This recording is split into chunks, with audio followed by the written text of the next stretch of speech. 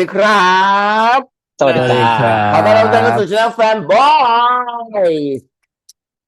กับคลิปนี้นะครับเป็นการรีแคปนะครับเบิร์น o า t ซินโดรมภาวะรักคนหมดไฟไฟนอลอีพีเย้จบแล้วว่ะเย้ yes จบแล้วอ่ะจบแล้วว่าไม่อยากให้จบงานดีแล้วก็จบดีแบบเนาะงานดีแบบดีตั้งแต่ EP 1จน EP สุดท้ายเลยอ่ะเสียดายไม่ได้มาบ่อยๆอ่ะไม่ได้มาบ่อยๆเสียดายแบบดูแล้วรีบเสียดายออนคือแบบว่าโอ้โหทุกอีพีเลยเนอะลุงเนอะอืมการแสดงไหนไม่ว่าจะเป็นไหนลองของใครเล่าสิก็ตาเล่ามสิของดิวไม่นี่มีชัดอะไรเลมยากที่เพียงพอืม ใช่ดีำแล้วดิวแล้วคือบียอน ดิวคือแบบว่าพุ่งกระโดดขึ้นมาเลยอ่ะจริงจริงก็ไปดูมาต่อไม่ได้ดูด้วยกันก็ไปดูมาเออฉันไม่พูเชื่อดเลยจริงแต่ก็ไม่ได้ดูแบบว่าซีนยาวนะ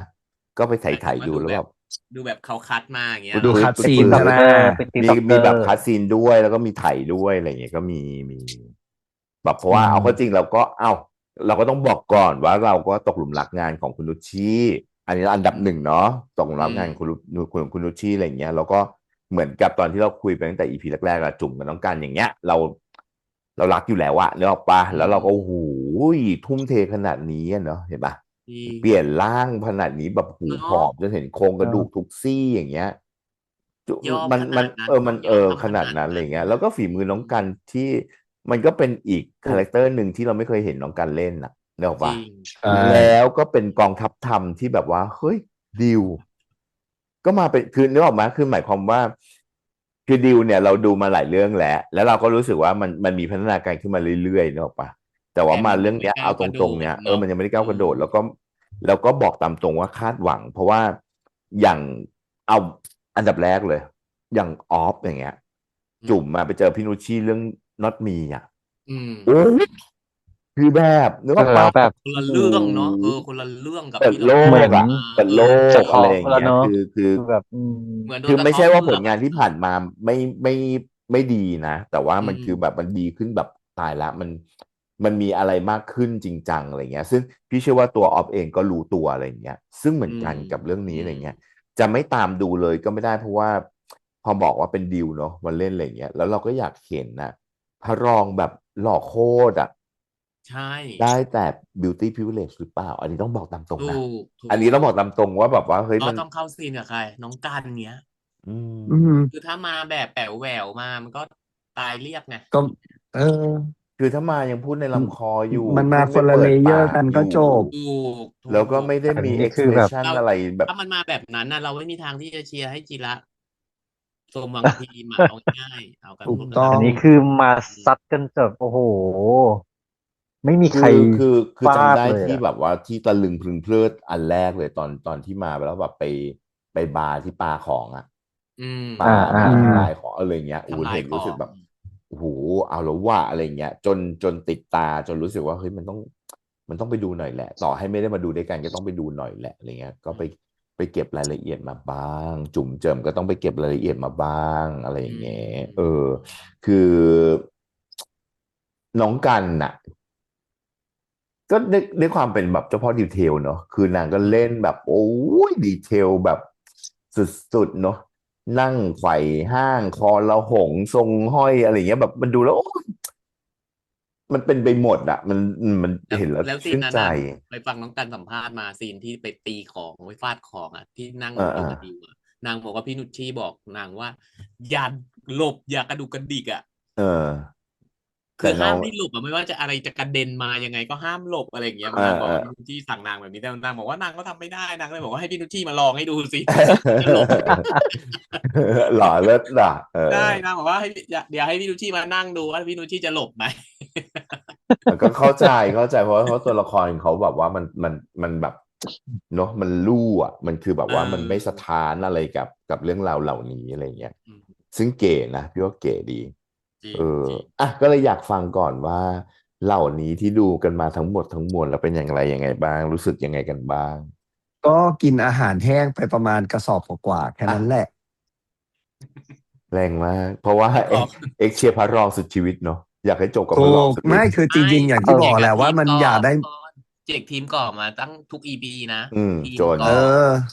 เออ แต่ แต่จน ไม่ได้ ที่ เชียร์ EP ให้ก่ ที่ อ ผ่าน สม มา หวังกับศิระจิระ ถูกต้อง โดยเฉพาะ EP รองสุดท้าย อืม เลยเปลี่ยนใจเลย เอาตรงๆเนาะก่อนมันเฮี้ยเนาะ เปรตมาก มันเป็นคนเฮี้ยเลย มันพูดกันต ใช่ รงๆว่ามันคือคนเฮี้ยเลยอ่ะ เออ แต่ คือ ก็ เรา อย่าง ไม่ ว่า รู้หร แห อก ละ เนาะว่ามีบางคนเขามาแก้ต่างให้ก่อว่าเพราะเขาแบ็กกราวด์เป็นอย่างนั้นแบ็กกราวด์เป็นอย่างนี้ คือไม่รู้หรอกว่าตัวเองแบ็กกราวด์เป็นยังไงแต่เขาตัวเองก็ไม่มีสิทธิ์ไปทางกับใครอย่างนั้นน่ะนึกออกปะ อืม คือจะไปโทษแบ็กกราวด์จะไปให้อภัยด้วยแบ็กกราวด์ตัวเองว่าแบ็กกราวด์เขาไม่ดีเขา เรา มัน เข้า ทำ ใจ ไม่ดีคน ตัว อื่น ละค ได้ รด้วยแบ็กกราวด์ได้ แต่ไม่ได้หมายความว่าเราจะยอมรับการกระทำของตัวละครณปัจจุบันนี้ ถู ได้อะ ก ถูกปะ ถู ถูก เออ ใช่ เออ ใช่แบบนั้นแหละพี่บอลว่า เราเข้าใจเขาค่ะ เราเข้าใจเขาแต่ว่าความเร็วมันไม่หมายความว่าจะถูกยกโทษให้เพราะกูเข้าใจแบ็กกราวด์ ถู เขาค่ะ กถูก เออ ถู คือก ในเมื่อรู้ตัวว่าเลวก็ปรับตัวได้ค่ะ ไม่ใช่ ถู จะ ก เป ไห ร ม ตต่อไป ถูก ค่ะ ไหมถูกไหม เพราะฉะนั้นมันไม่ได้แปลว่าต่อให้ทีมก่อกูจะเชียร์มึงค่ะ อืม ไม่แต่ว่าในความเป็นคาแรคเตอร์อ่ะคือพี่รู้สึกว่ามันหมัดมวยที่มันออกไปแต่ละหมัดอะไรเงี้ย มันเท่นึกออกมาลีลาที่ตัวละคร ไม่เถี มั ย น ง เล่นออกมาแล้วมันแบบโอ้โหรู้สึกว่าแบบมันคนในคนแบบจริง ๆ มันก็มีเชี่ยแบบนี้แหละนี่แหละเนี่ยป้าคือแบบว่า คือ มัน คือเรา มันมี เรารู้สึกได้ว่าคือเปรตไหมเปรต เออ แค่ถามว่าด้วยฟีลลิ่งของคนดูกูไม่เชียร์ เออ แต่ถ้าถามว่าเคยเห็นไหมเคยเห็น จริง เพื่อนกูก็ จริง มีเปรตยิ่งกว่านี้ก็มี แล้วก็ จริ คน ง แบบศิระเราก็เคยเห็นที่ต่อให้แฟนเปรตขนาดไหนมันก็ เหี้ย ยัง ขนาดไหน รัที่ เออ หายอะไร ก็ยัง เงี้ เออ ก็มี อันนี้เขาให้ซ้อมแล้วนะต้องอพาร์ตต้องปีหนึ่งเลยนะ เอ จริ อ ง ไอ้ที่พวกเราเนี่ย3 วันกูอาหารหมา วันหนึ่ง เข้าเป็น อะมั้ง เข้าเป็นล้านเลย เออ คือมันด่ากันเขาเรียกอะไรน้ำตีกันตอนเช้าอ่ะตอนเย็นมันก็คืนดีกันแล้วอะไรอย่างเงี้ย เออ มันนานไม่ บ้า ได้ บอ ไง แต่ว่า เดี๋ยว คือ ต่อ อย่าง ไม่ ห ติ นึ่ ด งนะต่อให้มันมีความรุนแรงของ ของความสัมพันธ์ของตัวละครของแอคชั่นของอะไรอย่างเงี้ย แต่รู้สึกไหมว่าภาพของเขามันยังอุ่น มันยังกรุ่นกลิ่นมันยังเหมือนแบบว่ากลิ่นไข่เจียวที่แม่ทอดอ่ะนึกออกปะคือภาพที่มันออกมาอะไรอย่างเงี้ย มันยังดูแล้วรู้สึกแบบ มันขาดไม่ได้อ่ะ อืม มันดูแล้วแบบ มันไปไหนไม่ได้หรอก ไปไหนไม่ได้หรอกเพราะมันเจอสภาพแบบเนี้ย มันคือบรรยากาศที่อวนไปด้วยความรักจริง ๆ อ่ะมันตายแล้วมันเนี่ยลองดูภาพดิลองดูสีของมันดิมันแบบเนาะคือมันไม่ได้ดูฉูดฉาดบอกฉูดฉาดอะไรอย่างเงี้ย ต่อให้สีของรูปมันฉูดฉาดก็จริงแต่โทนมันดูรู้อุ่นฉ่ำหมด เพลง มัน ที่แบบ มี ว่า สัญญาแทรกหมดเลยเนาะ อืม ไม่ว่าจะเป็นสีของสภาพแวดล้อม สีของชุด อืม อะไรอย่างเงี้ย แสงอะไรมันแบบ อืม ตีความได้หมดทุกอย่าง มันเป็นการจัดวางองค์ประกอบได้อย่างลงตัวมากๆนะเอา อื ดี ม ๆคืออันเนี้ยมันคือ ถ้าเป็นเรื่องของ pre-production มันคือมีการดีไซน์มาอย่างดี ถูกปะพอดีไซน์เสร็จปุ๊บอะมันก็ถูกเอานำมาใช้ด้วยเนี่ยอันเนี้ยมันก็ต้องมีปรับสมมุตินะดิวมันจะน้ำตาลทั้งตัวอย่างเงี้ย มันจะน้ำตาลเท่ากันก็ไม่ได้ มันก็ต้องมีเฉดเสื้ออ่อนกับกางเกงบาร์กางเกงเข้มหรืออะไรเงี้ยออกให้มันดูรู้สึกแบบ อืม แล้วโทนมันก็จะต้องไม่หลุดจากความเป็นคาแรคเตอร์ของตัวละคร นะ อะไรอย่างเงี้ย น้องกันต้องมีความแบบแฟชั่นนิสต้าแต่ว่าต้องเป็นแบบว่า หนึ่ง หวานนิดเผ็ดห ต้องออก น่ แบ อบ ย เป็นมันนี่ห กา น่ ง อย เกง อะไรอย่า ขาง เงี้ย สั้นหนัง อะไรอย่าง ๆ เงี้ย อะไร แล้ว เงี้ ก็ ย แอบมีตาข่ายเห็น เอ ไหม อ เออ แล้วก็คือจนกระทั่งแบบ เรื่องมันคือเบิร์นเอาท์อะเนาะกระเป๋าลายไฟเนี่ย มันตั้งแต่ EP แรกอะมันก็ต้องจบตอน EP สุดท้ายใช่ไหม ใช่ มันก็ต้อง ถูก มันต้องหิ้วมาแบบว่ามันแบบมันต้องเป็นลายไฟอะดีๆเอาจริง ๆ นะว่าจะมีสักกี่คนจะถือกระเป๋าลายไฟนกออกปะ อืม อะไรอย่างเงี้ย แล้วแบบโอ้ แต่ถ้าลายหัวใจก็มี2 คนมีนี่ ว้าย ใช่ไม่มีหัวใจ ให้หัวใจของเราไงอ้น ไม่มี ฮิวแมนมืดนะ มันไม่มีหัวใจ อ๋อ ใช่แล้วแบบแล้วพอยิ่งมาเจอกับมุมกล้องบล็อกกิ้งเออ ขนาดใช่ไหมภาพเนาะซาวด์มันมันแล้วไปด้วยกันหมดเลยอ่ะมันเสริมชอบกันหมดเลชอยอะบซีนในห้องในคอนโดของพีมมากเลยอะที่พี่ปอนบอกว่าชอบดีจังเลยอ่ะห้องเนี้ยมุมกล้องอ่ะที่พี่ปอนโอ้ที่พี่ปอนเคยบอกว่ามันมีแบบรถวิ่งผ่านก็เห็นเงาสะท้อนมุมจากผ่านกระจกกระจกถ่ายผ่านจากกระจกกระจกเนี่ยสะท้อนเข้าไปอีกทีหนึ่งเออมันสวยจังเลยอ่ะเนอะมันคือแบบงานศิลปะขั้นสูงใช่ใช่แล้วมันเป็นศิลปะที่มันเสริมกันไงมันไม่ใช่แบบอืว่ามเหมือนแบบไอ้นี่สวยไอ้นั่นสวยไอ้นี่ก็สวยแต่พอรวมแล้วมันไม่ไปด้วยกันแต่อันนี้คือมันไปด้วยกันหมดเลยอะไรอย่างมันเงี้ยมันเหมือนดูสวยมันออกมาเป็นคอลเลกชันเดียวกันเนาะ เอออืเออมมันถูกแบบคำนวณแล้วมันถูกแบบดึงออกมาแล้วต่อให้ใช้สีนี้ก็ตามแต่ว่าสีเนี้ยมันจะต้องถูกดีไซน์ในรูปแบบแบบนี้อะไรอย่างเงี้ยมันก็อืมเลยดูแบบอืมมันเป็นคอลเลกชันเดียวกันน่ะมันไม่มีอะไรโดดหลุดออกมาจากคอลเลกชันน่ะแต่ละอันแต่ละชิ้นงานมันมันมีความยูนิคเนาะอย่างคาลิสมายูนิคอะไรอย่างยูนิคเนสของเสื้อก่อเองอะไรเงี้ยมันก็เห็นอยู่กับตัวเลยอะว่าแบบคาแรคเตอร์ของคนนี้มันจะไม่หลุดออกมาจากนิกเกอร์อย่างเงี้ยแบบเนี้ยอะไรเงี้ยอืมอืมแต่พี่ชอบมากๆคือตอนที่แบบว่าจุ๋มนั่งเขย่าขาตอนที่เห็นน้องกันเดินเข้ามานะอืมอืมซีนสุดท้ายอะเหรอซีนสุดท้ายอ่ะมันเป็น movement เล็กๆนะแต่พี่รู้สึกแบบโอ้โหแม่งเขย่าขาคือแบบแต่หน้านิ่งนะเออเออหน้านิ่งเลยนะแต่เขย่าขาแบบตื่นเต้นอ่ะเก็บไม่ได้นะสั่นไหวมันเก็บไม่ได้นะมันไม่พี่ไม่รู้ดีใจนะว่าตอนอ่ะอะไรขดีใจนาดแต่ว่ามันจะต้องมีอะไรที่ยังมัน แต่ต้องมีฟอร์มนิอ่าดนึงแต่ต้องคือข้างบนช่วงบนนี่คือนิ่งเลยนะหน้าอืแบบนิ่งเลยมนะแต่อีข้างล่างอ่ะมันเห็นน่ะว่าขาเนี่ยเขย่าเลยเขย่าคือเขย่าเลยจริงๆอ่ะจนรู้สึกอืมว่าโอ้โหตายห่าแล้วแล้วมันแล้วเขาเข้าให้แล้วมันเข้ามาอยู่ในเฟรมอ่ะเข้าใจพี่ไหมเราเห็นขามันเขย่าอ่ะแบบโอ้โหเมันไอตัวละครตัวนี้แม่งเจ๋งดีนะมันขี้ขลาดชิบหายเลยนะ มันขี้ขลาดยันหยดสุดท้ายเลยนะแต่พอมันมีความกล้าหาญมันมีความกล้ามากแล้วเรื่องเดียวที่มันกล้าคือเรื่องความรักนะไอ้เหี้ยมันเจ๋งว่ะเท่ดีเพราะว่ามันเป็นคนที่ไม่เอาเหี้ยอะไรเลยอะในชีวิตอะแต่เรื่องเนี้ยเอาใครมันเป็นเรื่องเดียวไม่เอาใครด้วยเออไม่เอาใครไม่เอาใครเลยอะแล้วมันเป็นคนเรื่องเดียวที่มันเอาอะมันคือเรื่องเนี้ยอืมอืเออมแบบมันมีความกล้าที่สุดแล้วในใน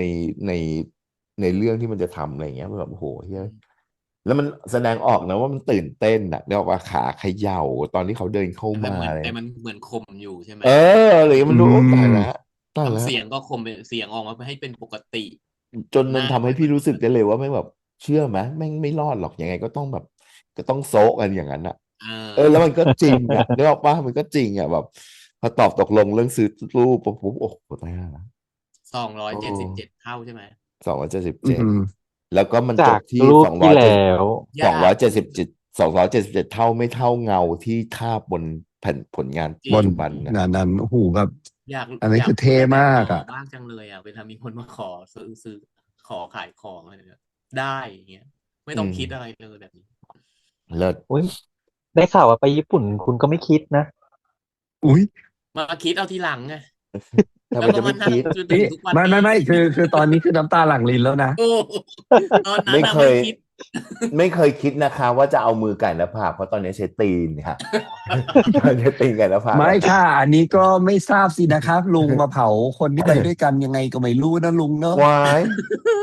ได้ข่าวเผาอะไรว่าอีกอะพอเข้าร้านปุ๊บเอ้าลใจองอันนี้เย็นนะคะเอ้าตอนนี้เราเบิร์นเอาท์ค่ะไม่ใช่เบิร์นพี่ปอนค่ะ ขอเรื่องเป็นเบิร์นเอาท์ซินโดรมนะครับไม่ใช่เผาโอนะเคโออ๋อเคโอเคโอเคโอเคโอเคอ่ะเบิร์นเอาท์เผากลับมาขอลุงเลืออ่ะกบ้างสิที่ชอบได้อืมลุงอ่ะกับชอบซีนที่พีมเดินมาหอมหัวซีนสุดท้ายเหมือนกันอีห่าอ่เอ้ยมันารู้สึกแบบชอบเหมือนกันทรงเมื่อกี้ก็จะเลือกเลยอ่ะชอบนะมันรู้สึกมันรู้สึกถึงความเขาเรียกอะไรนะความที่ต้องตัดใจแล้วเหมือนกันนะความที่กูต้องตัดอืให้มขาดแล้วอ่ะแต่มันยังทำใจไม่ได้ทันทีอ่ะคือเดินไปแล้วเห็นหน้าแล้วอ่ะว่ามันจะเดินไปแบบหน้ามันจะร้องไห้อ่ะแต่มันก็ไม่ร้องอ่ะเนาะเดินไปแล้วก็ไปกอดเขาแต่มันจะร้องไห้นะแต่มันก็ไม่ยอมร้องอ่ะ เสียใจอ่ะ คือ แล้วก็ไปหอมหัวทีนึง เอ คือน่าจะ อ เป็นครั้งสุดท้ายแล้วอะในความรู้สึกนั้นนะว่าเอ้ยที่จะทำแบบเนี้ย ที่จะทำแบบนี้กับค อื นคน ม นี้อะน่าจะเป็นครั้งสุดท้ายแล้วจริง ๆ อะไรอย่างเงี้ย อื ก็ตัดสิน ม ใจแล้วก็พาเขามาส่งเองถึงที่อะแล้วก็เดินไปหอพอจัดการนะเรียบร้อยเสร็จเดินไปหอมหัวไปเลย ถอยแล้ แล้ว วก็ถอยร แล้ว ถ ร อ ถ อก ก็ ไป คือถ ด้ อ วย ย นะ อะ แล้วถอยรถ แล้ว อ คือ อก ความ ไป หมาย ด้วย ความหมายก็คือ ฉันยอม ถ ถ อ อย ย อะ ดีกว่า อะไรอย่างเงี้ย คือ เนี่ย เหมือนที่จุกบอกอะเขาใส่สัญญาอะไรไว้หมดเลยในแต่ละซีนในแต่ละ ค อย่าร ง บ ที่เขาอะ อืม ชอบเหมือนกัน ชอบฉากนี้เหมือนกัน คือ ไม่ให้ ต้อง เห บอก มือ ว่าน ฉากเนี้ย เลือ ทั้ ก ง อัน ชอบ อื่น และไม่ชอบ อ้าว ทั้งชอบและไม่ชอบ ถ้าช ที่ อบ ช อะ อบ เธอ เพ ช ราะ อบ ว่า พีม ใช่ไหม? ชอบแบบ งั้น ลุ ไม่ ง ต้องทำท่าค่ะ ไม่ต้อง อื ทำท่าม ค่ะ ชอบแบ หยุ บ ด ลุง ค่ะ หยุดค่ะเจ๊ หยุดค่ะเจ๊ อย่ามา อย่ามาบอกว่าชอบแบบลุงค่ะ เธอชอบยิ่งกว่านั้นค่ะ ฉันรู้ ไม่ คือ ชอบ ชอบการเล่นกันของ 2 คนเนี้ย อืของ ม กัน แล้ว กับ ดิว คือ อย่างที่ลุงบอกอะ ชอบการที่เขาเหมือนมาบอกลาครั้งสุดท้าย อันเนี้ยชอบนะ อืม แต่สิ่งที่ไม่ชอบคือ ไม่อยากให้มีซีนนี้อะ ไม่อยากให้มีซีนที่ อ๋อ Final ที่ Walk พเนี่ยีเหร ม อ? ต้องมาส่งให้ 2 คน ธงแดงมันไปสมหวังกันน่ะ เธอ เขาขี่ม้าขาวมานะคะ ก็ ใช ดู ่ แล้ว เขาขี่ ไม่ ม้า เอ ขา า วมานะคะ ฉัน รถ ไม่ คั ช น อนั้นเป็น บ ส ฉั ี นไม่อ ข ยาก าว ได้ ก็เป็น ฉันไม่อยาก อัศวิ ได้ น เพ ขึร้า นะ มา ว่า นะคะ จุกเคยได้ยินเพลง Potato ไหม? อะไร คน คะ ดีมัน ไม่มีที่อยู่ ยื้อ Potato เขาบอกมา เลิศ ก็ ไม่หรอก เราอาจจะเอาใจช่วยพีมเป็นทุนเดิมด้วย แล้วพอถึงเวลาแล้ว 2 คนเนี้ย เราก็เชียร์ให้ทั้งก่อ แล้วก็จิระอะ เราก็ยังเชียร์ให้แบบแยกกันไปเลย คือไม่ เรา ต้อง อะ สม อย่าง หวั ที่ ง เรา และ อ ไมย่่าง อ ทีย่า เร ก า ให้ เปิด นั่ คน ลิป น่ะ มาเนาะว่า อยาก อื ให้มันจบ ม แบบแนวใหม่ของซีรีส์วายไทยบ้าง เออ อย่าง เอน้อย ๆ คือแย อ กไปเลย 3 ทางก็ยังดี ก็ยังดี อะไรอย่าแต่งเงี้ย นี่ดันเอาคนที่เราเชียร์อะ ต้องกลั้นใจ ต้องเสียใจมาส่งให้คนที่ ต้อง เราไม่ให้ต้อ มั ง น เป็ อน ยาก เนี่ย อ พ ยู่ ระ ดร้ว อย ง ยกั ธ น ง น่ะ เขี Messenger ยว เนาะ ไง ต้องเป็น พระรองธง Messenger เขียวไง แล้วดูดิ คนดีต้องใช้ชีวิตคนเดียว น่าสงสาร ชิบหาย เออ ขัดใจ แต่ก็ว่าไม่ได้ มันก็มีแบบนี้ในชีวิตจริงไง ก็ถูก ก็อย่าง มั ที น่ เรา ก็เป็ บ นสัจธรรม เออ ถู มันก็เป็นสัจ ก ธรรม อืม คน ข มึ นาง ด ไม่ ค ช น อบค ดี นดี ขนาด ค่ะ เนี้ย จำ ห ไว้ น้า ไหมล่ะ? ตาดีขนาดเนี้ย ยังต้องใช้ชีวิตคนเดียวเลยค่ะ เออ จริง จุก เออ จริงเนาะ ห เอ น้าตา อ ระดับนั้ อื นน่ะ เอ ม อ ดีขนาดนั้น เอ น่ะ อ เห็นเปล่าร ล่ ะ? วยด้วย เล นะคะ ย เอ ยังต้องใช้ชีวิตค แล้ว น คเดิ ดี ยว ดู เลย สิ ค่ะ ต้อง offer ให้เขาวาด กับอีกคนหนึ่งไม่ต้อง offer ก็วาดอยู่นั่นแหละ ก็จริง เห็นไหม? แล้วตอนแร เห็ ก น ที่ เป ไป ล่า ขอรูป ที่ไปขอรูปจากพีมมา จะเอาไปเป็นอะไรนะ Centerpiece มา Centerpiece Centerpiece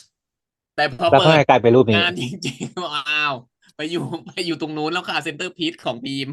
ไปอยู่ตรงนู้นค่ะ ไแล้ว กล ๆ เลยค่ะ แล้วได้คืนพีมหรือยัง? แต่ลุงอะ ลุงกลับชอบรูปนั้นน่ะ รูปของพีม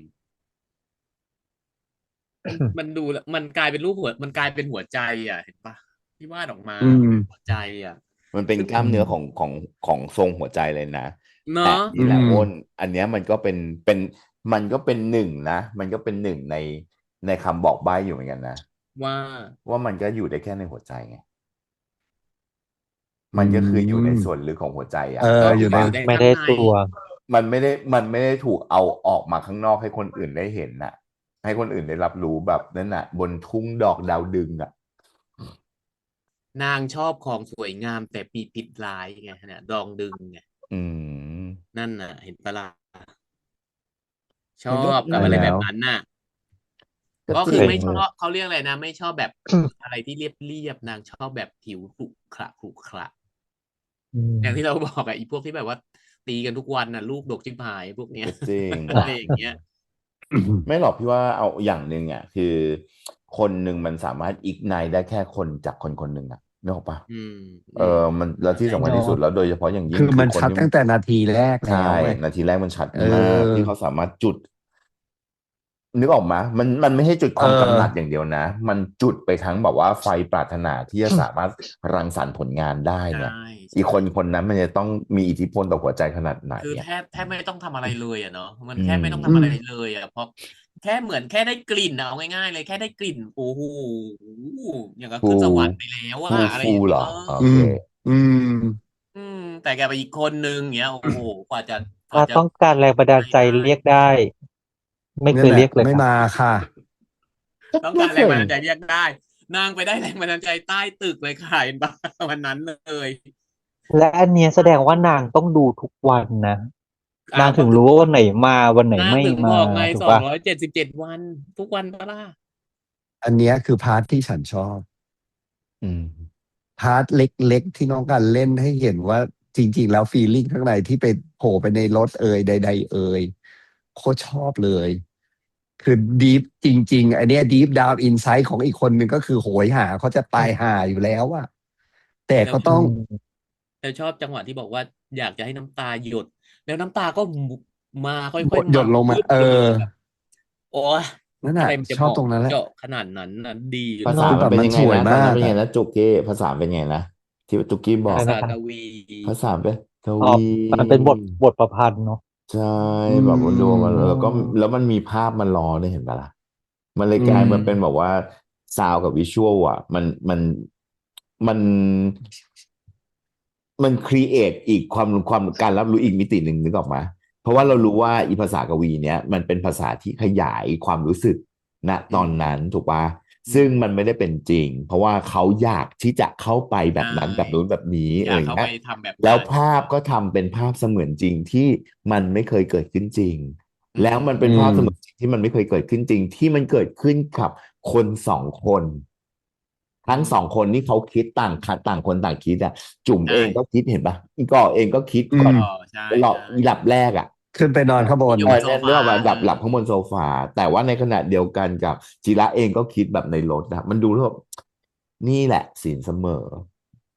ก็ อืม นี่แหละศีลเสมอ แล้วมันคือกุญแจกับแม่กุญแจที่ถูกลูก อืม ถูกล็อก ไม่งั้นมันไขกันไม่ได้ เขาก็เลยมาไข ถู กั ก นตอนจบไง ล็อก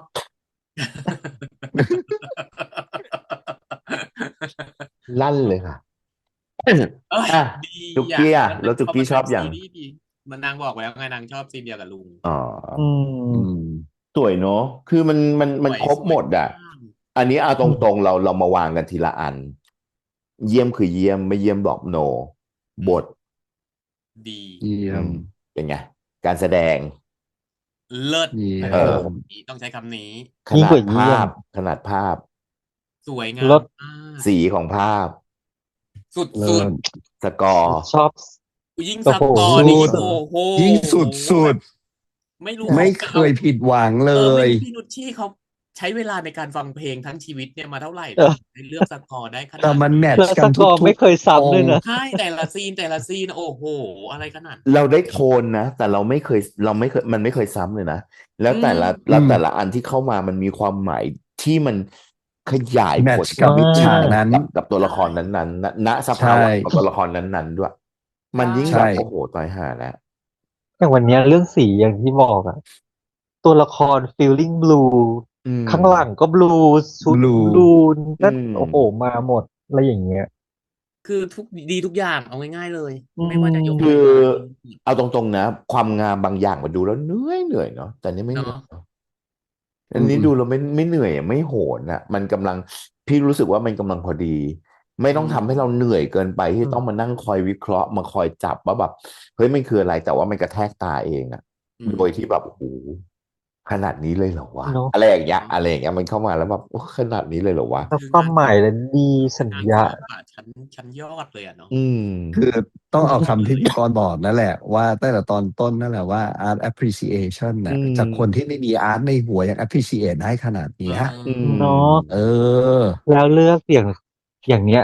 ดอกอะไรนะลุง ดองดึง ดอง ด ดึ อง งดึง ในชีวิตไม่เคยรู้จักดองดึงมาก่อน อืม แล้วก็มารู้ว่าที่ลุงบอกว่ามันมีพิษเนาะ อืม มันเหมือน สวย มันสวย ติด มา ก่อก ด อะไร อก อ มั ย่าน งเงี้ย สวย มีพิษนู่นนี่ และมันก็พอเขาเอามาวาดรูปเห็นปะทีละวาดรูปมันก็เหมือนไฟ ใช่ มันเบิร์นมัน เอ เบิ อ ร์น มันเหมือน ฟ เปล อร์ ว มข ไฟ องมันเป็น อ่ะ เปลวไฟ เนอะ อยู่แล้ว มันเหมือนเปล แล้ว วแบบ แล้วเนี่ยยิ่งอีพีเนี้ยมาบอกว่าเขาเติมทุกดอกนะวันละดอก272อะไรนะ77ดอก 2777 มันก็เหมือนการเติมไฟทุกวันทุกวันจนพอครบปีปุ๊บกูกลับไปหาเลยค่ะ ไฟท่วมแล้ว ท่วม เนี่ยมันแบบเห็นไหมมันมีความหมายทุกอย่างหมด อืม วางมาดีมาก วางแผนมาดีมาก ดีจริง แต่ ดี ซึ่งดองดึงเนี่ยเขา ดี ใส่มาให้เราหลาย EP มากเลยนะ ที่ค่อยๆ อื แทร ม ก ใช่ ดองดึงเนี่ยเข้ามา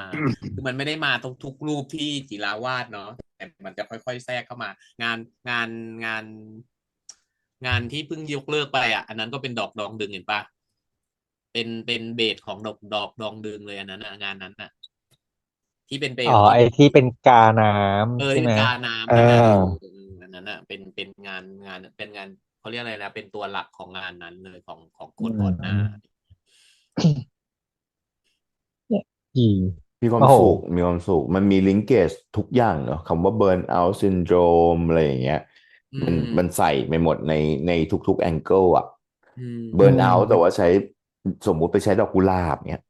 เออ ก็ไม่รอดใช่ไหมเพราะว่าฟอร์มของดอกกุหลาบมันไม่เหมือนเปลวไฟอย่างเงี้ยนึกออก อื ปะ ม อารมณ์แบบประมาณนั้นแล้วคือมันสภาวะของจริงๆแล้วเบอร์เนี่ยไบรท์ต้องเรียกว่าอะไร คือ burning bright อ่ะมันต้องมีสองความหมายเนาะกองไฟมันก่อได้สองเรื่องเนาะคือความร้อนกับแสงสว่างเนาะ อืม นึกออกปะแล้วคือในสิ่งที่มันเกิดขึ้นเนี่ยมันก็คือพอมันจุดประกายทั้งความร้อนในความร้อนมันเปรียบเสมือนความแบบนึกออกปะโอ้โหวับหวามความต้องการใดๆอะไรอย่างเงี้ยกับอีกไบรท์เนี่ยก็คือแบบว่าการครีเอททางศิลปะนั่นนี่นู่นอ่ะมันคือเกิดขึ้นมันต้องเกิดขึ้นพร้อมกันอะไรอย่างเงี้ยและเอฟเฟกต์ที่มันต้องเกิดก็คือ มันจะต้องมีคนหนึ่งที่เป็นแสงแล้วอีกคนหนึ่งต้องเป็นเงาอะ อืม นั่นมันคือสาเหตุที่ทำให้ตัวละครอย่าง อืม ก่อ ดิว จิระ อยู่ไม่ พีม พีมมันต้องกลายมาเป็นเงาซะนึกออกป่ะเพราะว่าแสงมันเกิดขึ้นจากคนคนนี้ เพราะฉะนั้นนะคนเนี้ยเป็นตัวกำเนิดแสงถูกไหมอีกคนหนึ่งก็ต้องเป็นตัวแสงที่มันไม่ถูกตกกระทบอะมันก็คือเงาแหละเรื่องของเรื่อง ซึ่งมัน แต่ แบ ไม่ บ เอาอย่างเงี้ยเหรอ เออมันเป็นเรื่องปกตินึกออกไหมถูกปะล่ะคือสมมุติว่า ถ้าเขาเล่าในแง่นี้ แต่ถ้าสมมติว่าเขาเล่า3 พีก็อีกแบบหนึ่งนะนึกออกปะแต่เขาไม่ได้เล่า3 พีไงเขาเล่าแค่คู่นี้อะไรอย่างเงี้ยมันก็คือ จุ เอก ฟเฟ ไป กต์ ดู ตาม แลพีมสิ ได้เลย โอ้โห เห็นไหมไว ได้เลย ใช่ พี่พีม อ้นจะเป็นภาระของพีมหรือเปล่า ให้ไป ต้องบอกน้องพีมว่าขอไปเป็นภาระหน่อย บอกไม่ปล่อยจุกไปดูแลพีมกลายเป็นธงแดงเลย เพราะว่าตีทุกวัน ตีเอ ฉัน อ ฉันยอมให้ ไม่ ตี ใช่ จุกจะบอกเลยว่าตีฉันเถอะ โอ้ตายแล้ว โส ฉัน เหรอ จะ โส ปี เหรอน โสเหรอ โสระยะเหรอ โสโครกค่ะ ฉันจะไปนั่งในร้าน ฉันจะไปนั่งในร้านที่เขาทำลายข้าวของแล้วฉันจะไม่ขยับฉันนั่ง โอ้โห จุกค้า ไม่ จุกต้องขยับค่ะ เพราะเขาไม่ได้ ไม่ ทุบ ค่ะ นางไม่ขยับ ไม่ อยู่แล้วไง ใช่ เพราะว่า ค่ะ พีมอะ เพราะเขาทุบนางค่ะ นิ่งไปแล้ว คือพีมตีนางนิ่งไปเลยไงขยับ เชื่อ ไม่ได้ พี่ไหมว่าพีมไม่ตีนางหรอก เพราะว่าพีมแบบกลัวไม้เปื้อน ตายแล้ว ถ้าพีมอยากให้ฉันนั่งนิ่งๆฉันก็จะนั่ง โอ้ยปิดคลิปเถอะพี่ปอน อ่ะ ใช้เวลาในการกินน้ เออ ำใช้เวลาในการกินน้ำนะเพราะน้ำเหลือน้อย ให้โอกาสนางหน่อย โอเคครับทุกคน อันนี้คือ Burnout Syndrome เนาะภาวะรักคนหมดไฟก็จบไปแล้ว แล้วพวกเราก็เป็นคลิปของ Final EP ไปด้วยแล้วนะครับ กับการรีแคปในคลิปนี้นะครับ อันนี้ต้องขอบคุณทุกคนมากๆนะครับ ขอบคุณมากๆโดยเฉพาะอย่างยิ่งเบบีเนาะน่ารักกับพวกเรามากๆจริง ๆ นะครับ จริง แล้วขอบคุณเป็นมากกว่า เจอ นั้น ทัก นะ ทายยิ้มแย้มแจ่มใสตล จ อ ริ ด งจริง ทุก อัน วั นี้ขอบคุณมากๆจริงๆแต่ว่าเบบีอย่าลืมนะ เรามี QR code ด้วยนะ เรามี QR code ด้วยนะ อันนี้เราขึ้นเต็มจออันนี้ ฝาก ขึ้นเต็ม ด้วย จอ นะครับฝากด้วยนะ แรง แล้วก็ขอบคุณ ไม่ต้อง ข ก อบ ลัวอย่างที่บอกเราก็ย้ำไม่ต้องกลัวเพราะเงินไม่ไปไหนหรอกก็ไปอยู่ในถุงที่ฉันส่งให้ เจ จุกไป ง วันนั้น เจ แห ง ละ เจงเจงแล้วก็ขอบคุณมากไปกว่านั้นทุกคนขอบคุณจีม MTV นะครับที่ผลิตผลงานดีๆมีคุณภาพแบบนี้ขอบคุณพี่นุชชี่และทีมงานทุกคนนะครับรวมถึง จริง นักแสดงทุกท่านด้วย อันนี้คือมัน จริง มันทำให้เราเห็นนะว่าจริงๆแล้วว่าเวลาที่เราคาดหวังอะไรกับงานศิลปะแบบเนี้ย แล้วมีคนถ่ายทอดออกมาได้อย่างแบบถึงพริกถึงขิงเนี่ยมันชื่นใจ แล้วมันดีใจแล้วมันที่สำคัญที่สุดมันภูมิใจเหลือเกินว่าฝีมือคนไทยมันไปได้ขนาดนี้ เนาะ เนาะโอ แล้ว เค ผ ค ล รับ วัน งาน นี้พวก เนี่ย เรา มัน สี่ จะ คน ติ ต้ ด อง ตัวน้องๆไปตลอดเนาะ จริงจริงจริงมันเป็น ใช่ แล้วเรา มัน ก็ ดีมันเป็นตัว จด ล่ จำแล้วไม่ลืมด้วย จ เนาะ จ ริ ริง ง จริงมัน จริง ยาก ถู จริง ก คือเบิร์นเอาท์ซินโดรมมันเกิดขึ้นกับสภาวะของคนหมดไฟเนาะแต่มันไม่เบิร์นเอาท์กับพวกเราแน่ๆกับภาวะของการที่ทุกคนมีศักยภาพขนาดนี้มาถึงพ จ ว ริ กเรา ง เนี่ยมันไม่มีทาง ใช่ สร้าง แล้วครับ ภาวะเบิร์นเอาท์ให้กับพวกเราแน่นอนนะครับ แต่วันนี้พวกเรา4 คนคงต้องลากันแล้วละจ้ะเจอกันกับคลิปหน้า จะเป็นคอนเทนต์อะไรแบบไหนยังไง ความคาดหวังจะเกิดขึ้นอีกหรือไม่ฝากติดตามกันนะจ๊ะวันนี้ไปแล้วจ้ะสวัสดีครับ สวัสดี สวัส ค ดี รั ครับ สวัสดีครับ บาย บาย